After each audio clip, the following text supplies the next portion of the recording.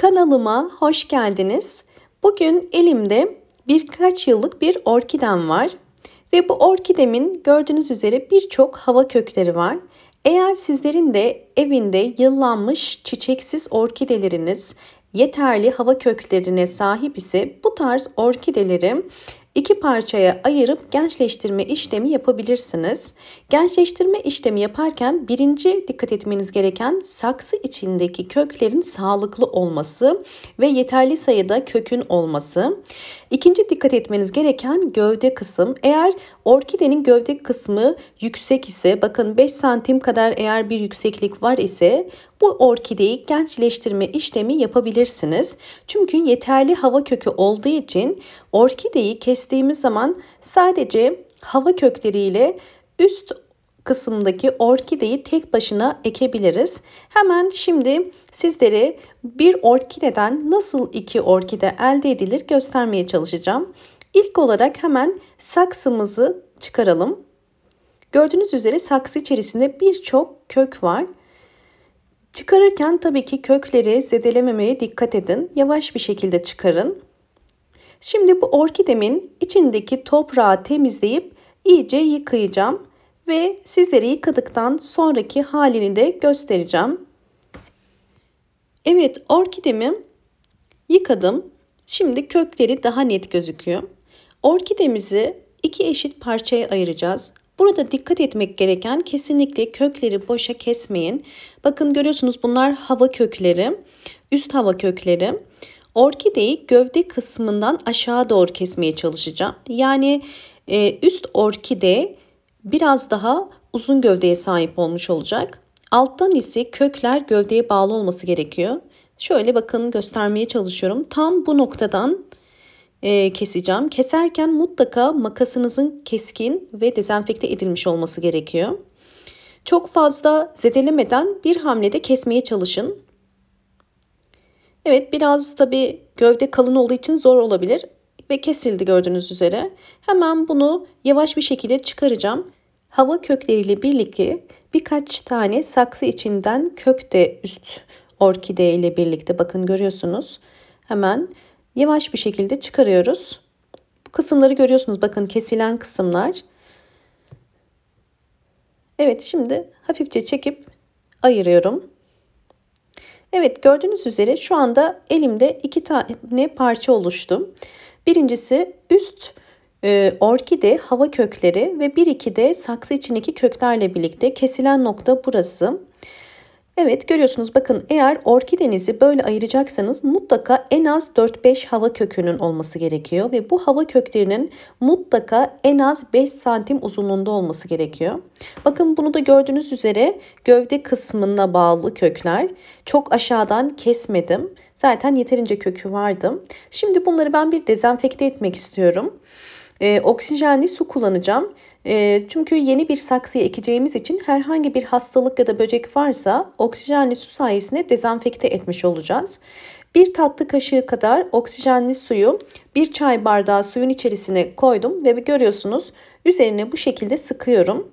Köklerinin içine özellikle bakın sararmalar var. Bu sararmaların da devam etmemesi için bu şekilde sıkıyorum. Hem orkidemizin köklerine hem de ayırmış olduğumuz ikinci parçadaki kök ve yaprakları da sıkıyorum. Her yerine gelecek şekilde sıkabilirsiniz. Evet, bu kadar yeterli. Şimdi orkidelerimizi ekeceğiz. Orkidelerimin büyüklüğüne göre saksı tercih ettim. Bu saksı yeterli. En alta kil bilyesi koyuyorum. Kil bilyesi drenaj oluşturacak. Bu kadar yeterli. Ve şimdi üzerine orkide toprağını koyuyorum. Bu Hindistan cevizi kabuğu. İsterseniz çam kabuğu da kullanabilirsiniz. Ben her zaman yosun kullanıyorum bu tarz ekimlerde. Yosun daha hızlı şekilde yeni köklerin çıkmasına ve keyiki vermesine yardımcı oluyor. Çünkü o bölgeleri sürekli nemli tutuyor. Sizlere de tavsiye ederim. Hemen toprağın üzerine biraz bakın yosun koyuyorum. Çünkü orkidenin kökleri üzerine gelecek. Evet, kökleri birbirinden ayırmadan direkt koyuyorum. Çünkü eğer ayırırsam kökler kırılabilir. Şimdi uygun bulduğum bir yerden orkide toprağını içerisine koyacağım. Bakın hemen buradan Biraz Hindistan cevizi kabuğu ya da çam ağacı kabuğu olabilir. Bu şekilde koyabilirsiniz. Biraz toprak koyduktan sonra üzerine biraz da yosun koyacağım. Bakın biraz daha koyuyorum. Özellikle köklerin kenara gelmesine dikkat ettim. Bakın, çünkü sulama zamanında köklere bakarak sulamayı yapacağız. Bu tarz ekimlerde mutlaka birkaç kökün dışarıdan gözükmesi gerekiyor. Hemen üst kısmı özellikle yosun koyuyorum. Yosun bölgeyi nemli tutarak keyiki çıkmasını daha da kolaylaştıracaktır. Evet, bakın bu şekilde yosunumu da koydum. Ve son olarak bütün bu işlemleri yaptıktan sonra kesilen bölgeden herhangi bir mikrop kapmaması için o bölgenin mutlaka kurutmamız gerekiyor. Bunun için de ben tarçın kullanacağım. Hemen sizlere göstermek istiyorum. Bakın, görüyorsunuz, bu kısım kesilen kısım ve bu kısımdan mikrop ya da hastalık gelebilir. Bu kısmın kuruması için yeteri kadar toz tarçını döküyorum. Toz tarçın bu bölgede oluşabilecek herhangi bir mikrobu ve enfeksiyonu da kurutmuş olacak. Böylelikle kuruduktan sonra bir K2 çıkacak. Hemen ikinci saksıma da geçiyorum. Orkidemin hava kökleri uzun olduğu için biraz daha yüksek bir saksı tercih ettim. Bakın, hem kil bilyesi koydum. Üzerine biraz Hindistan cevizi kabuğu ve üzerine yosun koyuyorum. Yine her zaman olduğu gibi. Şimdi orkidemi içerisine yerleştirmeye çalışacağım. Tabii hava kökleri normal köklere göre biraz daha sert. Bu yüzden biraz daha dikkat etmemiz gerekiyor. Zaman ile zaten yumuşayacaktır.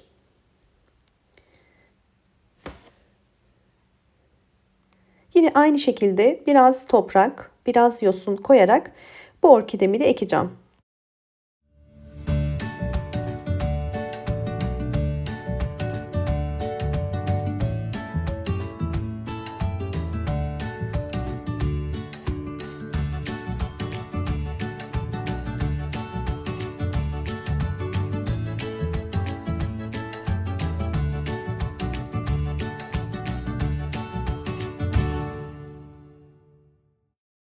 Kestiğim yere toz tarçın dökmeyi unutmuştum. Bakın, hemen altına biraz toz tarçın koyuyorum. Siz de bunu mutlaka yapın.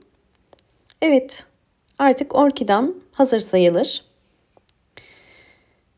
Evet, ikinci orkidemi de ektim. Böylelikle gördüğünüz üzere 2 saksı orkide elde etmiş olduk. Sizlere zaman ilerledikçe bunların son halini de göstereceğim.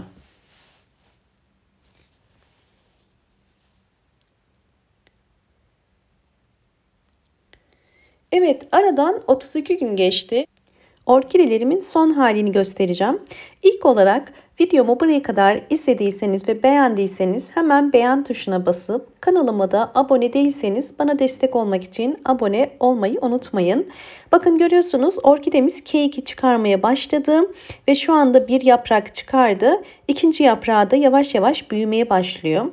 Ve diğer orkidemi de hemen göstermek istiyorum. Diğer orkidem de hem yeni bir yaprak çıkardı hem de yeni bir çiçek dalı çıkarmaya başlıyor. Bu orkidenin yerini sevdiğini gösteriyor ve yapmış olduğumuz uygulamanın doğru olduğunu gösteriyor. Sizler de orkidelerinizi bu şekilde gençleştirme işlemi yapmak istiyorsanız bu aşamada mutlaka dikkat etmeniz gereken orkidenizi bol ışık alan ve az güneş alan bir yere konumlandırmanız gerekiyor. Ve özellikle besin desteğinde mutlaka bulunmanız gerekiyor. Bu bir muz kabuğu suyu olabilir ya da yumurta kabuğu suyu olabilir. Belirli aralıklarla 20 günde bir orkidelerinize, hem yapraksız orkideye hem de kökü az olan orkideye eğer bunları uygularsanız zaman ile orkideleriniz kısa sürede hem büyüyecektir hem yeni çiçek dalı, bakın görüyorsunuz, boğum yerinden yeni bir çiçek dalı çıkmaya başlıyor. Hem de yeni bir K2 verecektir. Orkideleri çoğaltmak istiyorsanız bu şekilde bir orkideden 2 orkide elde ederek çoğaltabilirsiniz. Umarım bu videom sizler için faydalı olmuştur. Videomu eğer faydalı bulduysanız ve beğendiyseniz hemen videomu beğenmeyi ve kanalıma abone değilseniz bana destek olmak için abone olmayı unutmayın. Bol bol yorumlar yapıp yorumlar kısmında sorularınız varsa sorularınızı da sorabilir ve eğer bu tarz anlattığım yöntemleri uyguluyorsanız, eğer yorumlar kısmına da sonuçlarını paylaşırsanız böylelikle diğer takipçilerim de sonuçları görmüş olurlar. Hoşça kalın, sağlıkla kalın.